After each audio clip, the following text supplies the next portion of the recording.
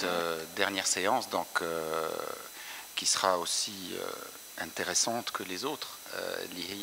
Je crois que les Salma Samahni. On finit en beauté, tout à fait. Avec une intervention, déjà c'est une séance qui tourne autour, qui interpelle le lien entre humour et littérature. Et on commence par une intervention de Madame Nour Menel, qui est doctorante en littérature française à l'université Mohamed Ier à Oujda, au Maroc. C'est une intervention autour du thème humour et vie en communauté chez Nathalie Sarraute. Nathalie Sarraute, donc elle est fan de Proust, de Virginia Woolf. Voilà, donc je vais céder. C'est vrai, j'avais pas percuté. Voilà. C'est cohérent avec l'humour. Donc c'est une intervention qui se fera par visioconférence. Donc je cède la parole Zamiletna, Madame Nour Menel. Allô? Merci, monsieur le modérateur. Vous arrivez à m'entendre?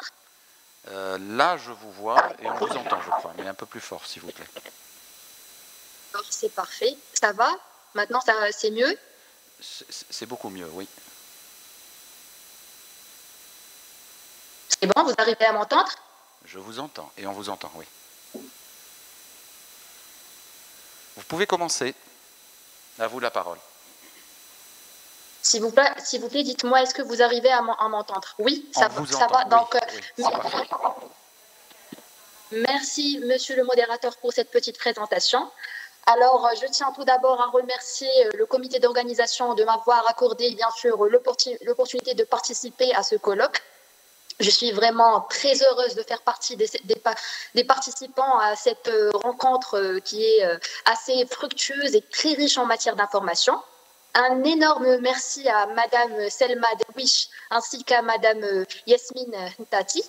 Alors, sans trop tarder, j'entame ma communication dans l'intitulé et Humour et vie en communauté chez Nathalie Sarraute pour une nouvelle poétique de la reconnaissance, ou plus précisément de la reconnaissance de l'autre. Alors, je tiens tout d'abord de rappeler ou de préciser que Nathalie Sarraute est une écrivaine d'origine russe ayant largement inspiré, voire énormément, comme je viens de dire, inspiré le nouveau roman.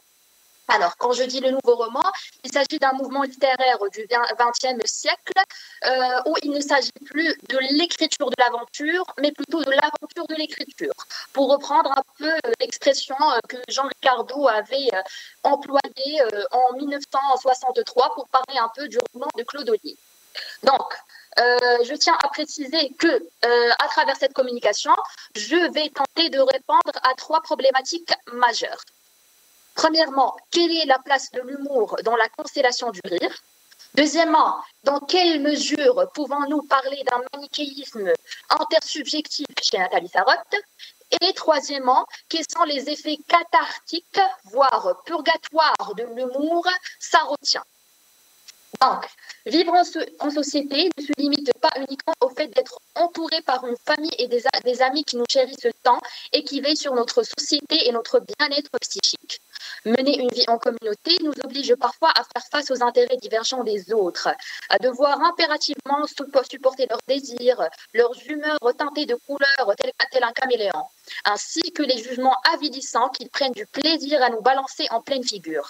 Les protagonistes sarrautiens subissent une double torture qui pèse lourdement sur leur psychisme. D'une part, ils sont obligés de mener leur vie dans une ère historique délicate marquée par les traumatismes et les séquelles suscités par la guerre, ou plus précisément la Seconde Guerre mondiale, et où ils se sentent entièrement délaissés.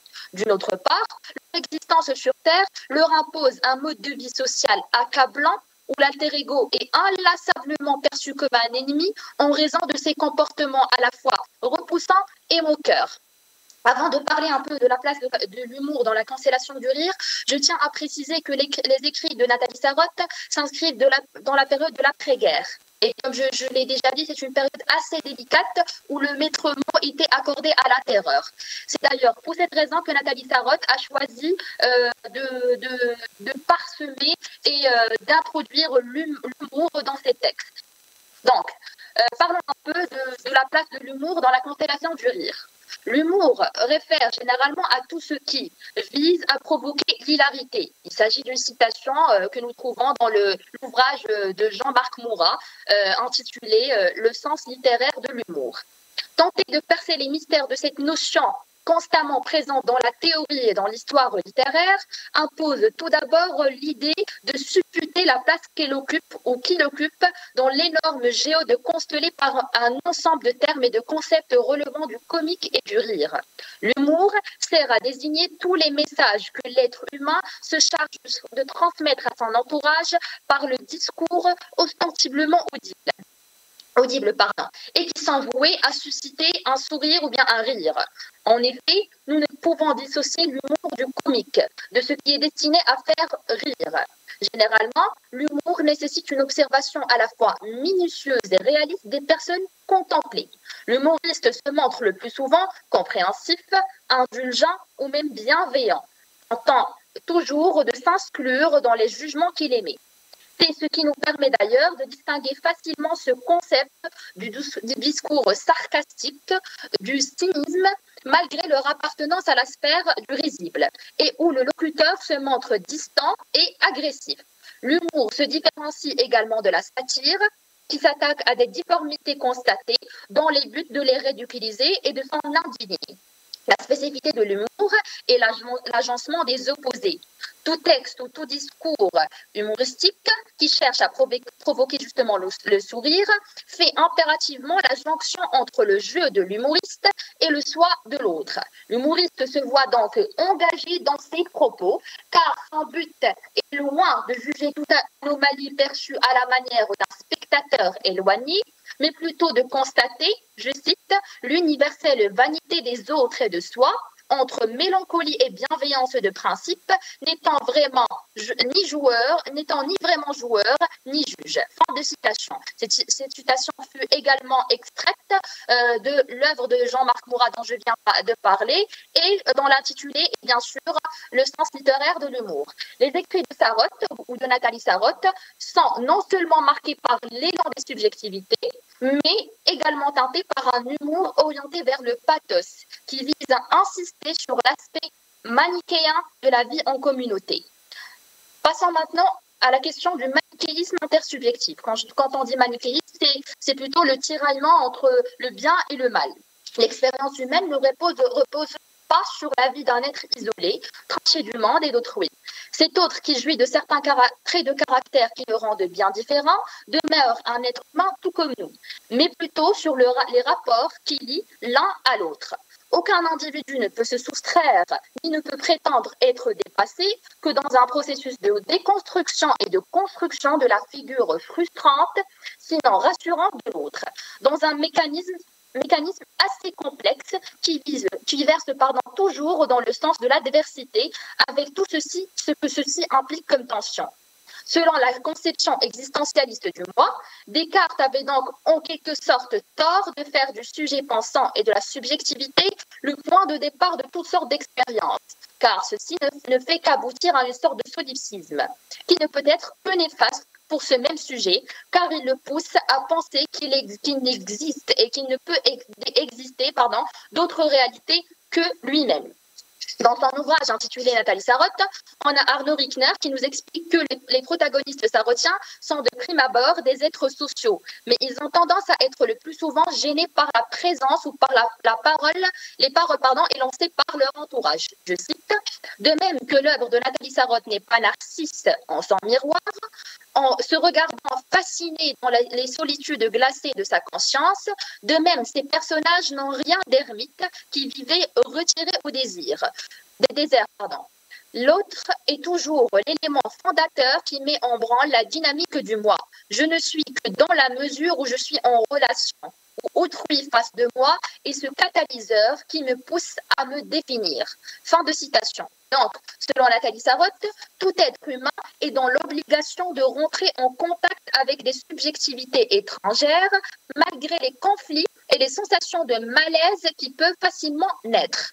Cet affrontement est perçu comme extrêmement bénéfique, car il permet de donner une consistance à l'existence de l'être confronté à son alter ego, et de se constituer en tant que sujet. C'est d'ailleurs pour cette raison que cette écrivaine privilégiait toujours la polyphonie, ces incessants dédoublements ainsi que les jeux de paroles entre un je, un tu, un il, etc. Alors, dans le Planétarium, qui est un roman de Nathalie Sarraute, par exemple, alors on a le lecteur qui est plongé dès le titre au milieu de tous ces astres en mouvement, des étoiles qui brillent. Il se trouve incrusté au fond des trous noirs, dont les origines sont toujours inconnues.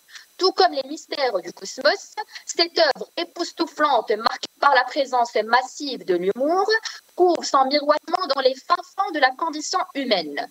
Tous les problèmes qui ne cessent de tarauder l'esprit d'Alain, le héros de ces mêmes romans, sont dus au fait qu'il s'attarde sur de vaines préoccupations au lieu de s'acharner sur l'exécution des choses utiles.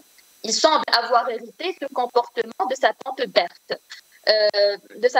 Comme ne cesse de le répéter son épouse Gisèle. Je cite, « Comme tante Berthe qui passe son temps à fouiller dans les petits détails, comme si elle devait recevoir le pape quand elle n'a jamais été capable d'offrir une petite tasse de café à une amie. » Fin de citation.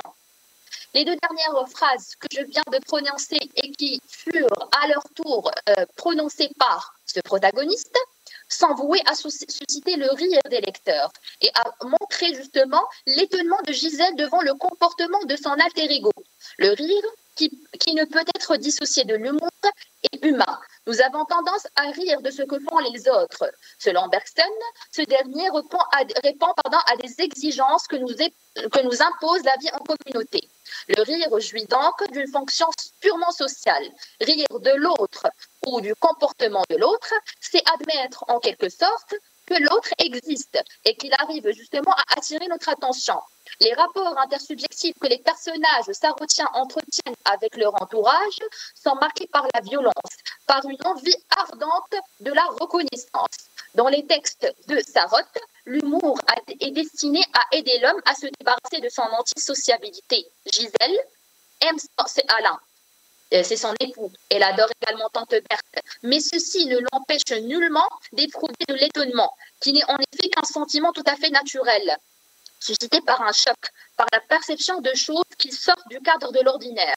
Un ordinaire que nous forgeons nous-mêmes, mimé par notre nature interne, ou encore notre habitude, notre esprit, une sorte de voix intérieure qui nous guide.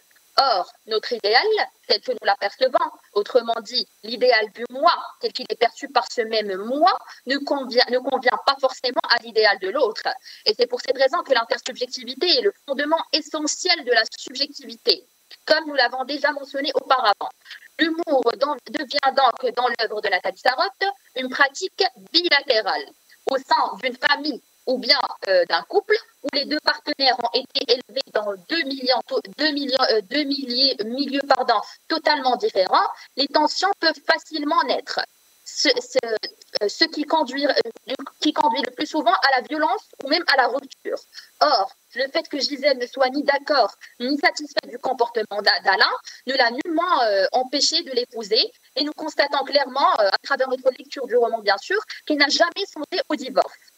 Mais elle se permet tout de même de traiter la tante Berthe de maniaque, de la tourner en ridicule à plusieurs reprises, car elle trouve que tout simplement que ses réactions sont déplacées. De même, dans un autre roman de cette même écrivaine, intitulé 10 imbéciles, on a les cousins du narrateur qui ne cessent de se moquer de lui et de rire de son apparence physique. Alors il disait qu'il avait un menton en galiche. Et les propos vexants et humiliants de son entourage lui rendaient littéralement la vie infernale. Donc, nous pouvons avancer qu'il cultiva en quelque sorte une haine rageuse contre tous ceux qui se moquaient de lui et qui choisit de traiter à son tour d'imbéciles. D'ailleurs, le titre même de ce roman, « Disent les imbéciles », prouve que cette écrivaine russe est dotée d'un sens d'humour et qu'elle en use justement pour apaiser les tensions et tenter de neutraliser les gènes intersubjectifs. Passons maintenant à la catharsis de l'humour.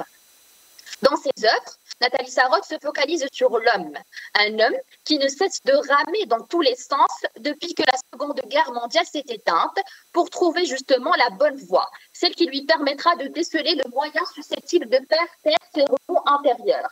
La guerre a fait en sorte que l'esprit des gens du XXe siècle soit cimenté dans l'amertume, dans l'incessante considération de l'alter ego comme un ennemi duquel il ne cesse de tenter de s'emparer.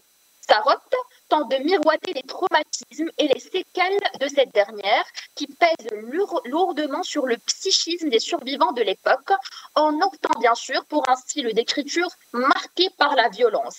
Dans Enfance, qui est un récit autobiographique de cette même écrivaine, on trouve l'expression « je vais déchirer » qui fut traduite en allemand, qui devient un leitmotiv qui fait écho aux impressions confuses et aux poussées intérieures violentes de la petite Natalia. L'humour détient en lui-même des effets purgatoires et purement thérapeutiques, extrêmement bénéfiques pour l'apaisement des âmes agitées. Alors, en 1927, nous avons Freud qui rédige un court récit sur l'humour pour nous faire comprendre que ce dernier est capable d'aider tout étant humain à se débarrasser justement de sa douleur, à se rendre compte de la dimension du plaisir dans la douleur. Freud assimile l'humour à une sorte de parent intériorisé que l'être souffrant garde toujours bien enfui en lui-même afin de bénéficier de leur assistance et de leurs conseils précieux en cas de besoin, bien sûr. L'humour est le moyen le plus efficace capable de consoler tout être orphelin.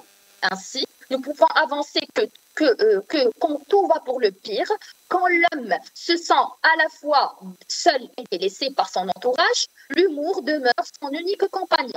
Il joue le rôle d'un véritable baume apaisant. Dans Enfance, la petite Natacha souffrait énormément d'une solitude due à la négligence de ses parents et surtout de sa maman. Elle fut inlassablement rongée par un mal qui lui ôtait sa joie de vivre et qui saccageait son enfance.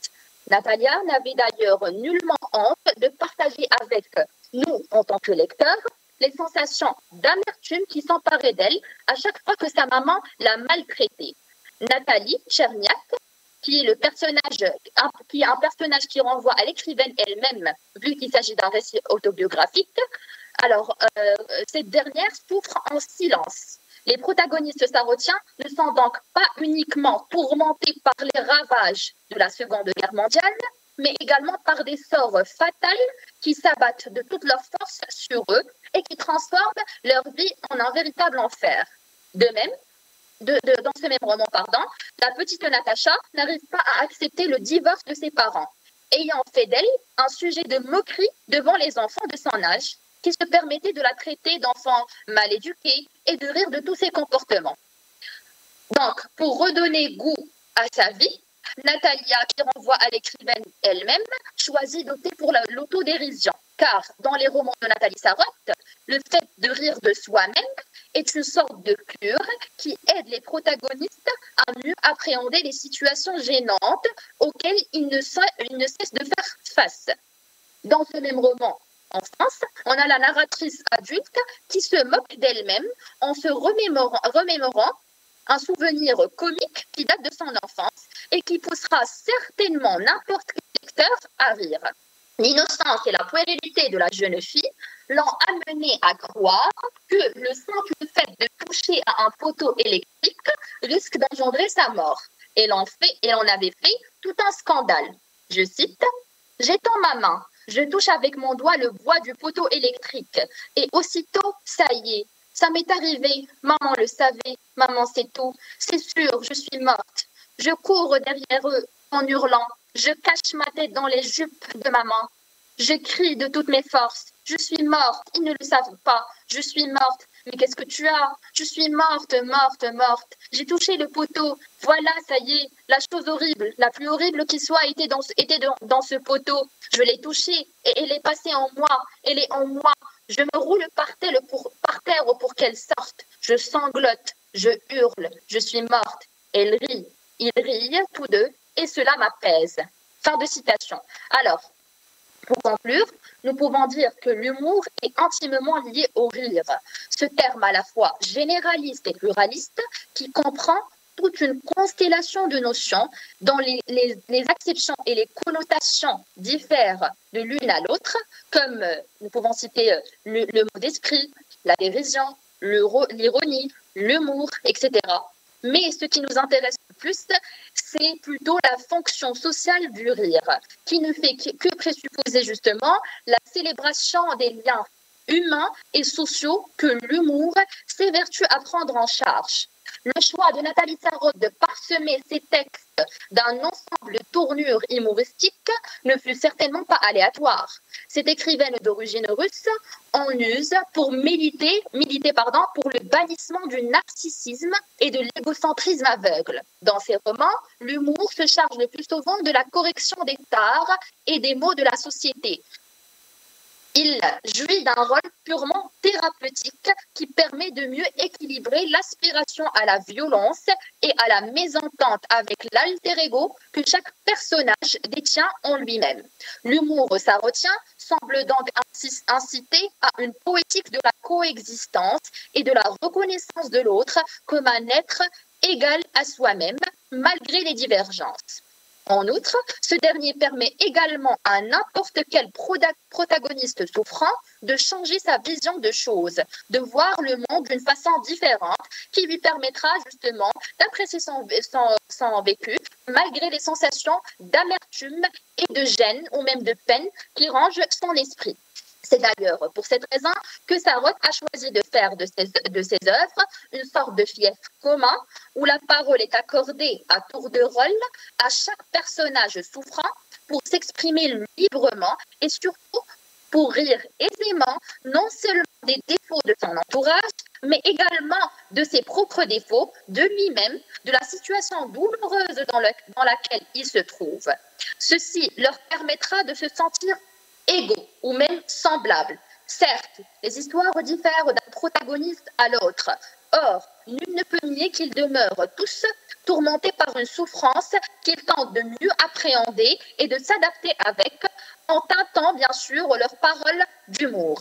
Dans les œuvres de Nathalie Sarraute, la conscience du partage des mêmes mots ou même du même sort sponsorisé ou même garanti par l'humour permet en quelque sorte de tempérer les tensions qui régissent les relations intersubjectives. Ainsi, j'arrive à la fin de ma communication et j'espère que les informations que je viens de vous communiquer vous seront utiles, spécialement pour tous ceux qui sont passionnés par le domaine de la littérature en gros et par les écrits de Nathalie Sarraute en particulier.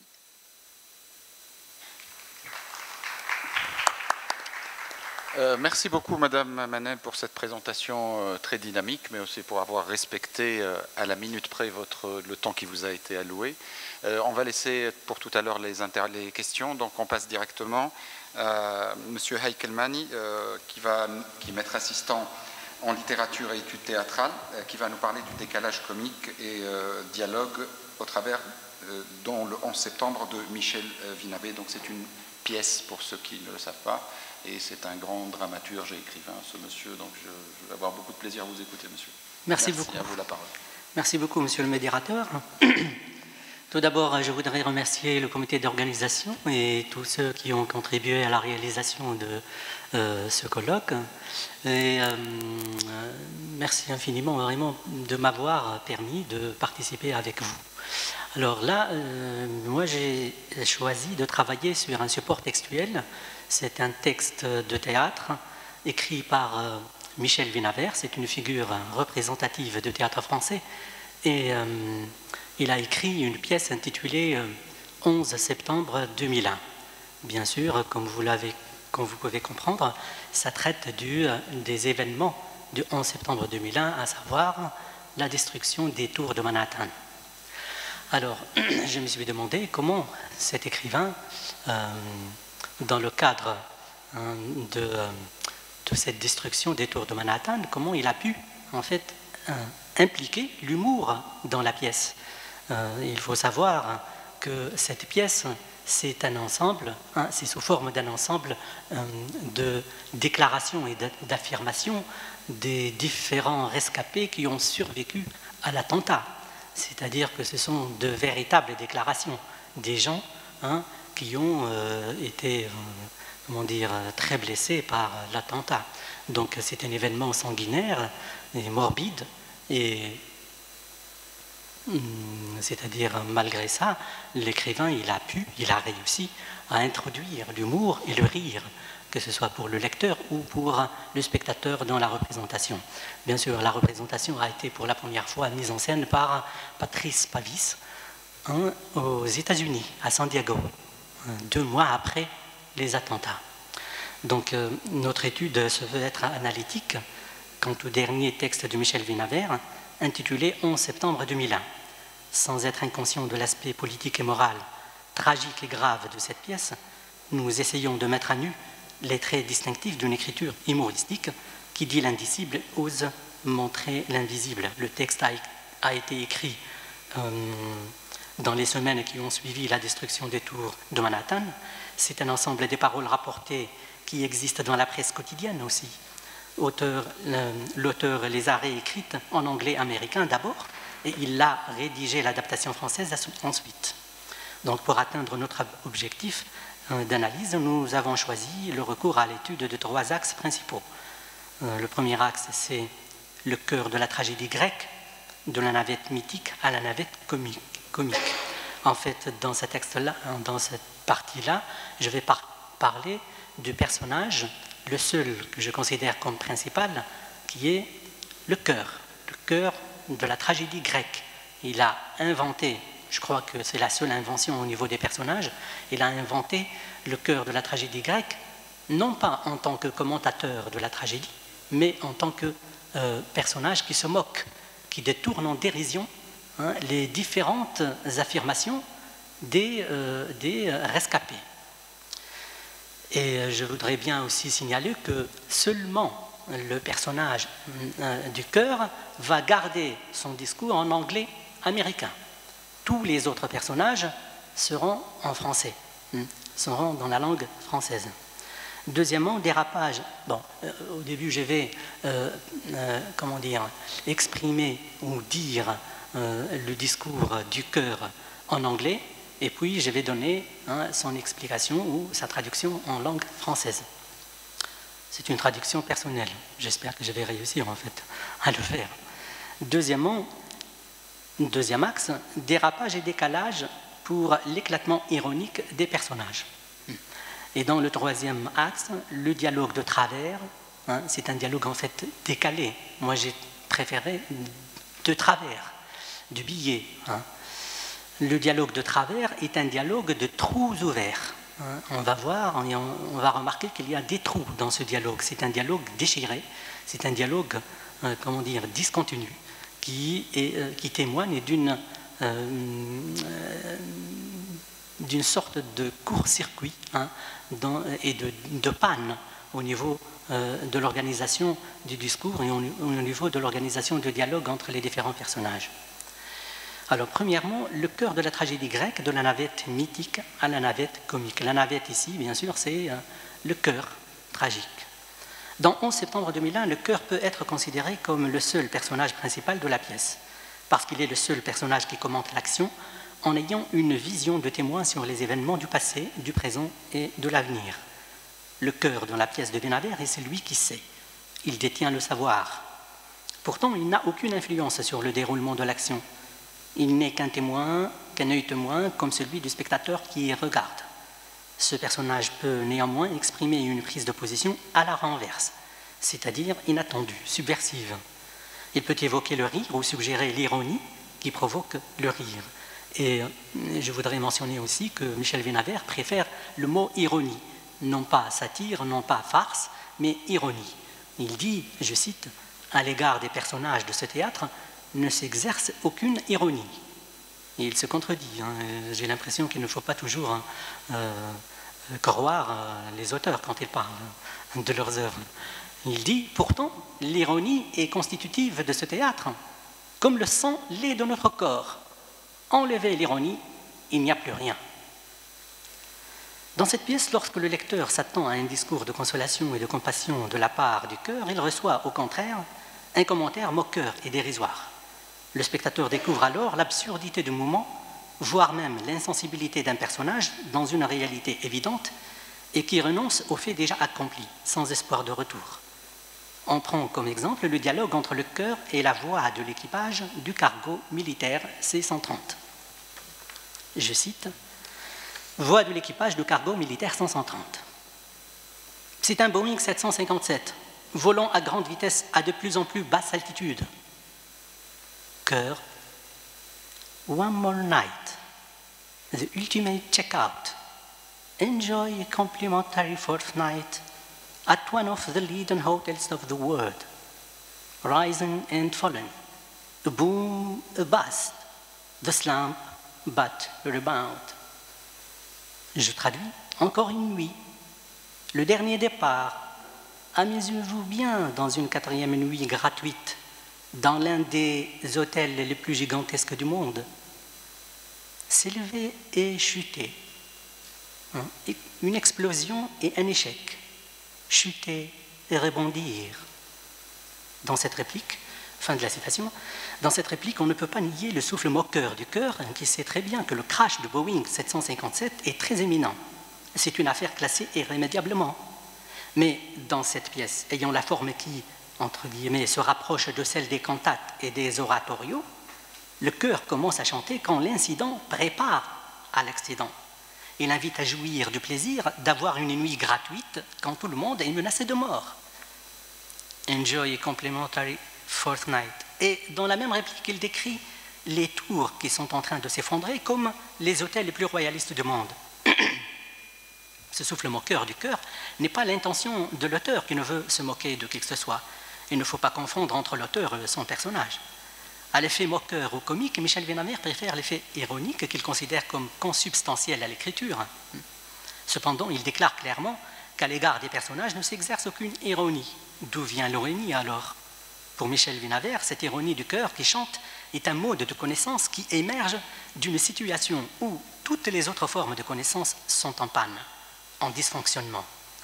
La catastrophe imminente et le chaos terrorisent toute autre canalisation de savoir, de conscience ou de raison. Il faut alors incarner d'autres refuges, d'autres connexions, d'autres liens de secours, d'autres constellations de savoir. Le recours à une navette mythique par l'intermédiaire du personnage du chœur est l'une des sources indispensables de retour à l'origine du monde ancien. Cette oscillation entre l'ancien et le moderne est fondée sur une nostalgie à l'ordre du monde tel qu'il était conçu dans les mythes anciens. Ce va-et-vient entre les deux mondes est une nouvelle connexion entre les différentes cultures dans des espaces-temps différents.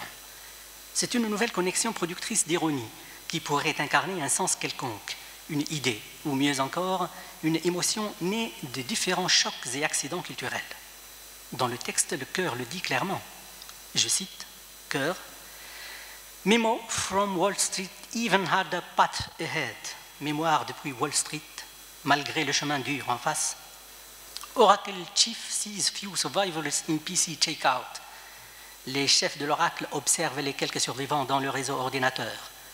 Abrasive day in Court Kabul in an extraordinary collision of cultures.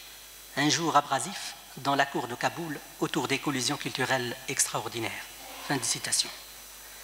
Dans cette réplique, il y a une jonction entre des mots qui relèvent du mythe, comme les mots mémoire, oracle, culture, et des mots qui émanent plutôt de la vie moderne et des appareils électromécaniques comme ordinateur, PC, ou aussi un jour abrasif. Cette journée témoigne d'une collision culturelle. C'est en fait une succession de subversions culturelles, une succession d'images tantôt d'origines anciennes, tantôt modernes ou postmodernes.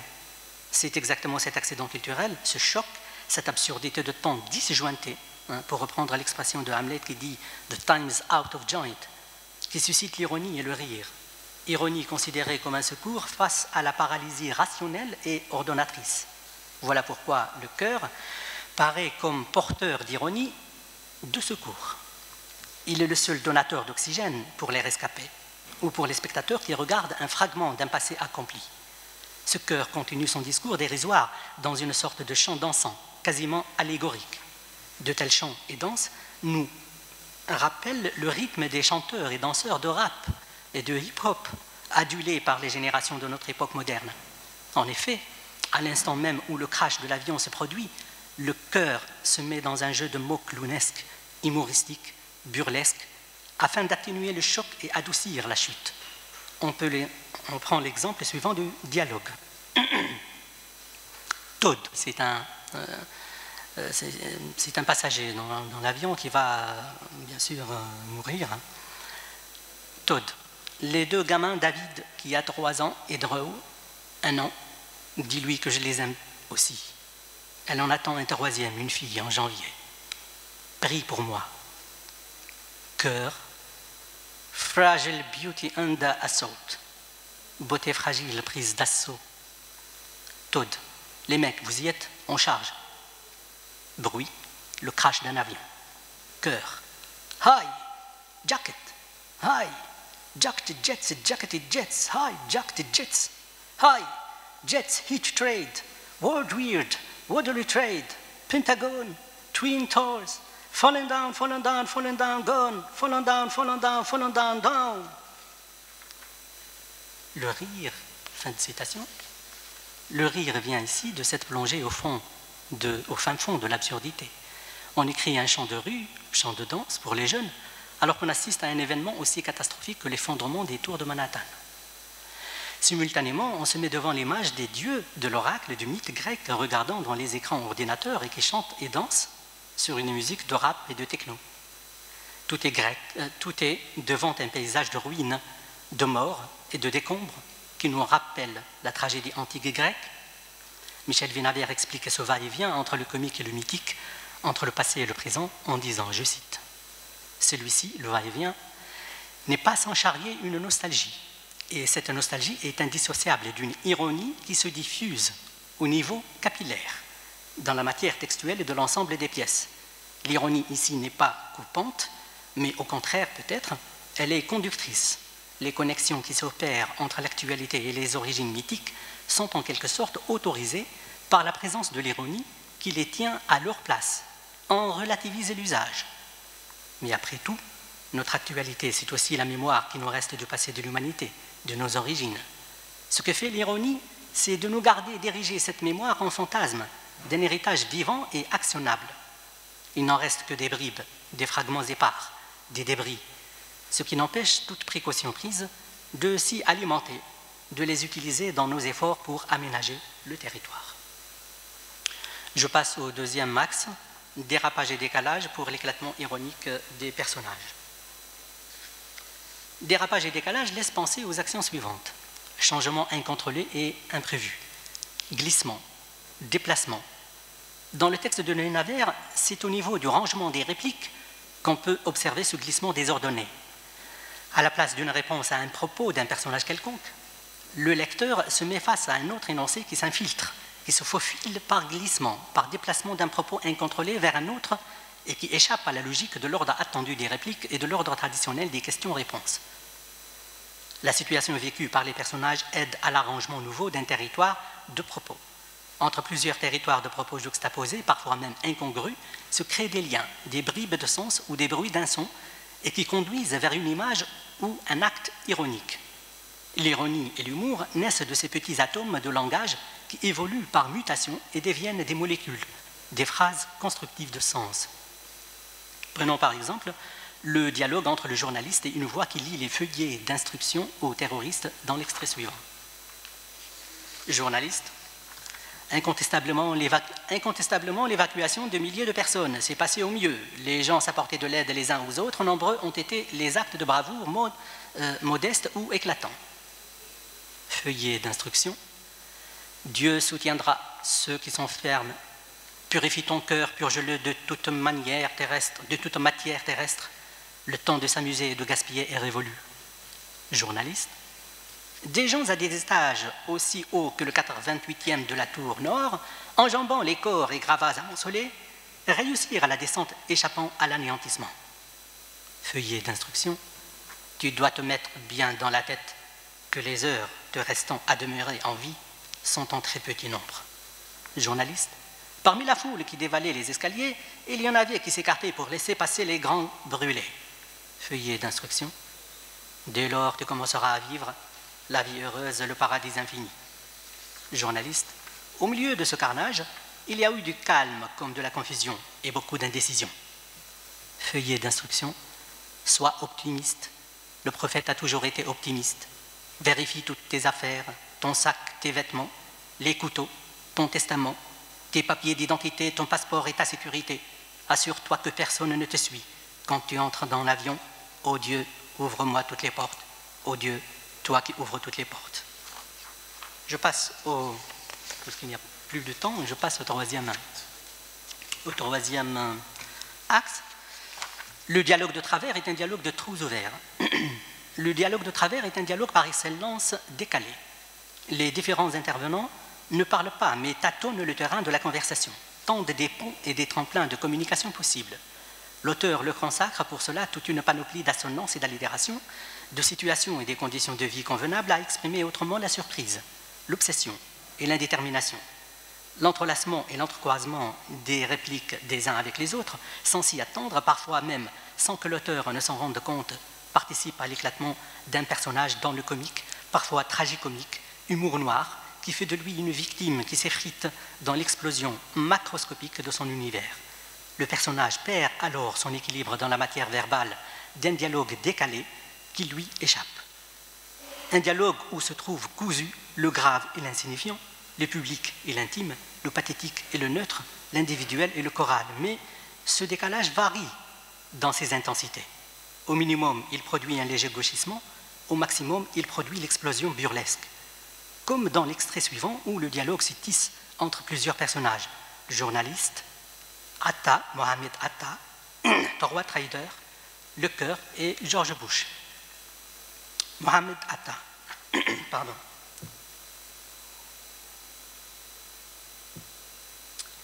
Mohamed Atta, ceci est mon testament. Ceux qui s'assieront à côté de mon corps doivent prier pour que je sois avec les anges. Journaliste. Les 19 hommes qui se sont préparés à leur jour final dans une chorégraphie rigoureuse pendant 18 mois, Mohamed Atta. Le corps doit être lavé et enveloppé dans 3 morceaux d'étoffe blanche, ni de soie, ni d'un tissu coûteux. Un trader. Je crois en toute candeur, Mohamed Atta. La personne qui lavera le bas de mon corps, le trader, qu'il vaut mieux que s'écoule le plus de temps possible entre le désastre et la réouverture des marchés financiers. Journaliste. Il y en avait qu'à bord de chacun des avions pris en otage, qui savait piloter. Le trader.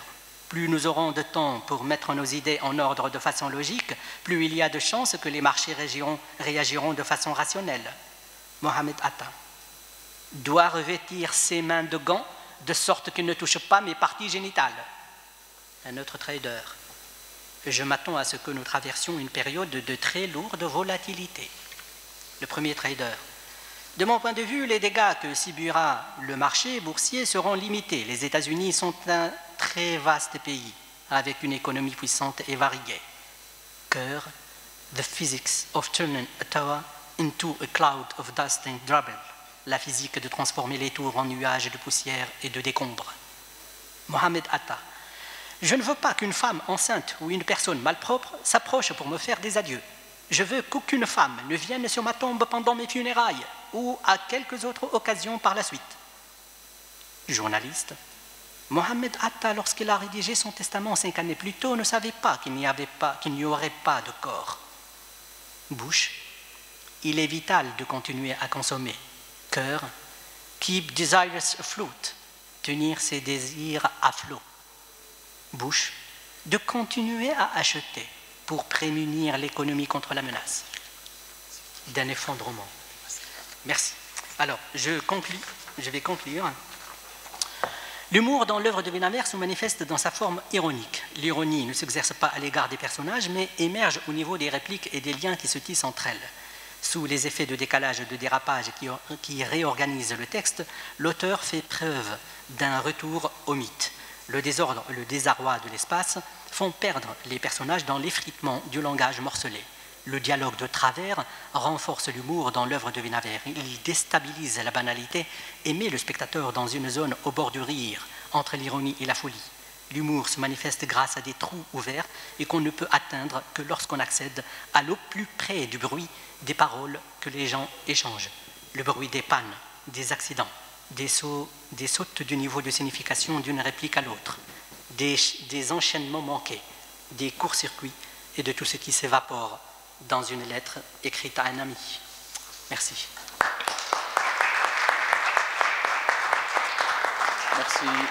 Merci beaucoup Cédric pour cette présentation, pour cette sorte d'échographie de la pièce, un petit peu pour ne pas dire autopsie, restant sur un terme positif. Alors on va passer aux questions par rapport aux deux interventions. Est-ce qu'il y a...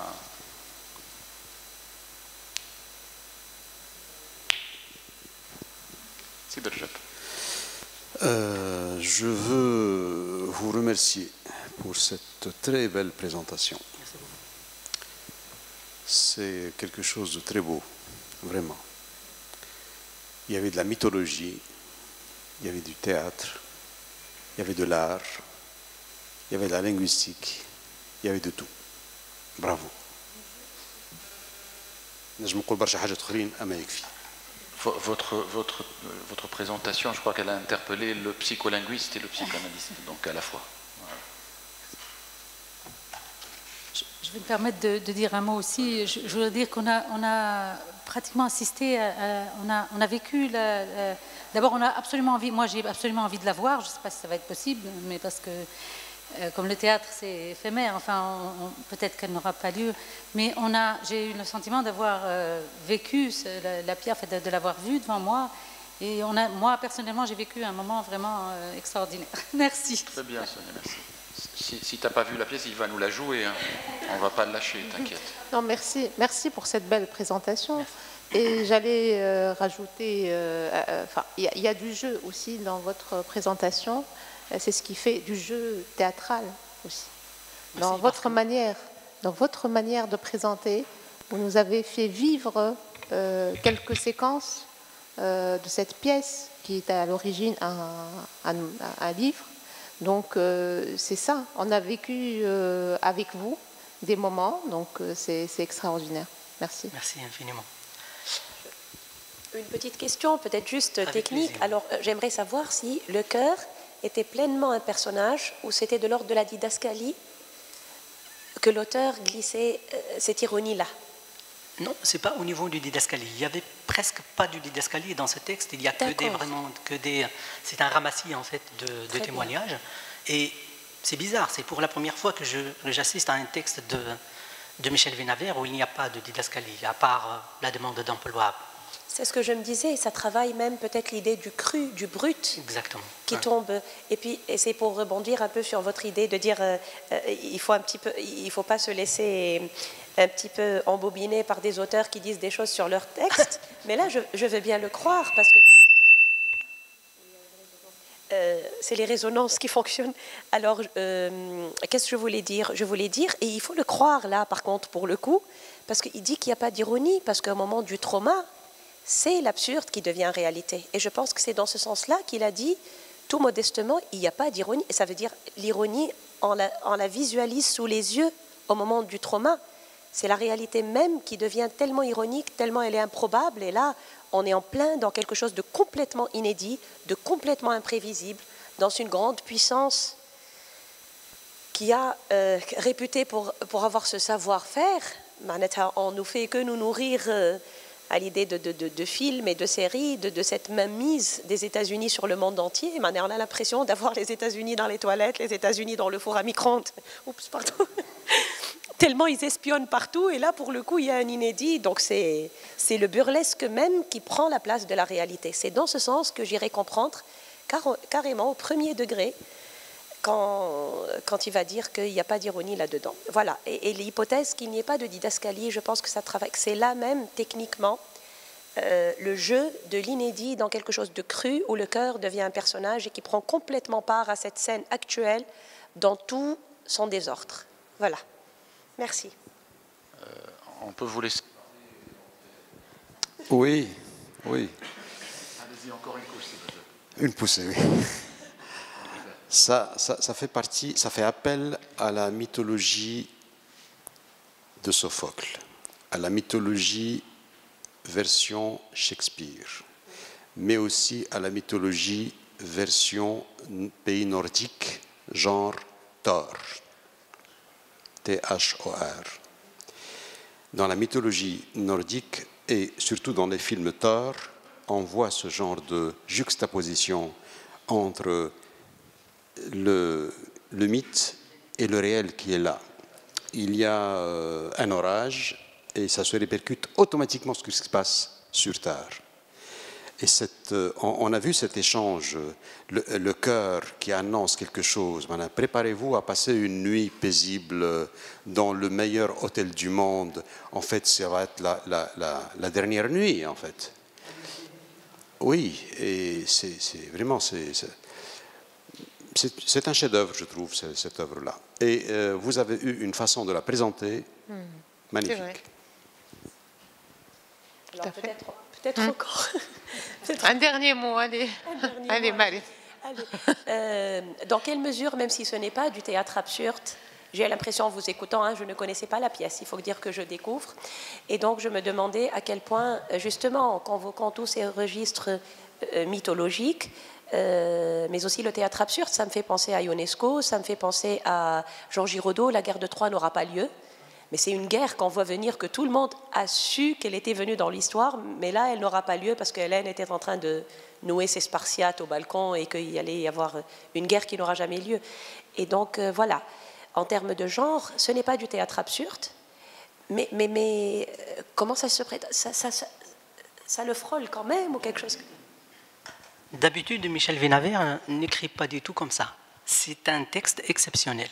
Moi, j'ai lu plusieurs textes de Michel Vénavert, La demande d'emploi, Nina c'est autre chose, À la renverse, Les Coréens, Les travaux et les jours. Tous ces textes-là se rassemblent et se ressemblent dans ce qu'il appelle, lui, le théâtre du quotidien. Il prend des événements, des actions tirées de la réalité et il explique ces événements-là à sa manière. Mais avec, en septembre 2001, tout le monde a été vraiment surpris comment Michel Vénavert il écrit un texte pareil. Ce n'est pas du tout inscrit dans la continuité des différents. Et c'est ce que j'appelle le choc en fait des événements, de ce qui s'est passé devant cette destruction des tours de Manhattan. Tout le monde était choqué, on ne sait pas. Et ce dérapage et ce décalage aussi qui existe dans le dialogue, il reflète ce décalage et ce dérapage de fil continuel de ses écrits. Voilà pourquoi je trouve ça. Après 2001, 11 septembre 2001, il n'a écrit aucune autre œuvre. Ça fait maintenant combien 2001, ça fait presque 20 ans. Bizarre, hein? Vraiment, c'est une fracture qu'il a eue, c'est un choc, c'est une obsession. Il a été obsédé par ça. Et Patrice Pavis, le premier metteur en scène, il est très connu en tant que critique, que théoricien de théâtre.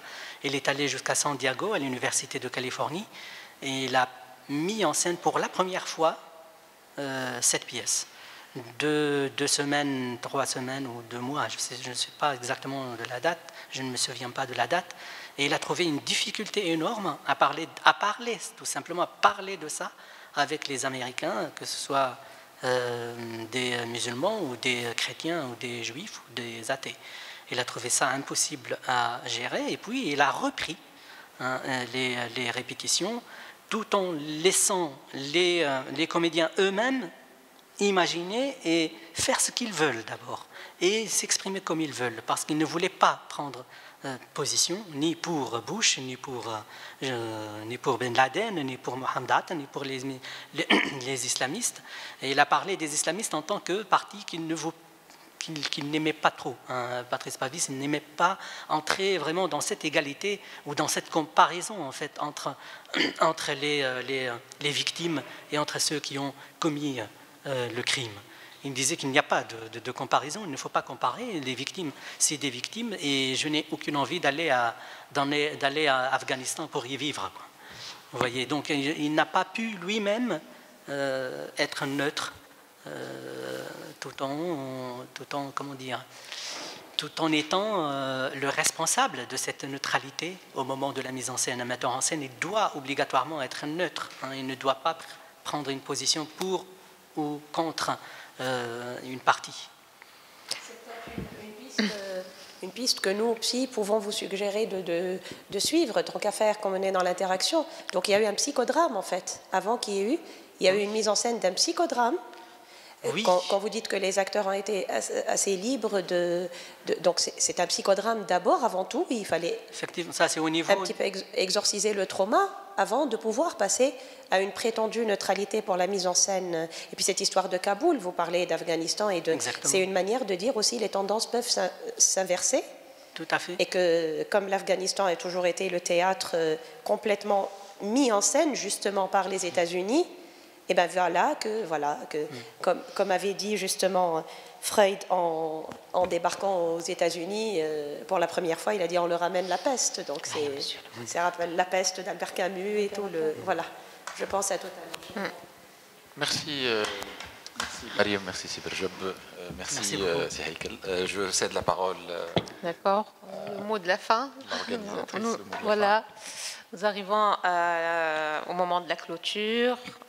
C'est toujours un moment joyeux, certainement, mais difficile. C'est un moment de séparation. Après 2 jours d'échanges, 2 jours qui ont été intenses, fructueux par les interventions des uns et des autres, par la réactivité de l'assistance. Donc, je vous remercie tous.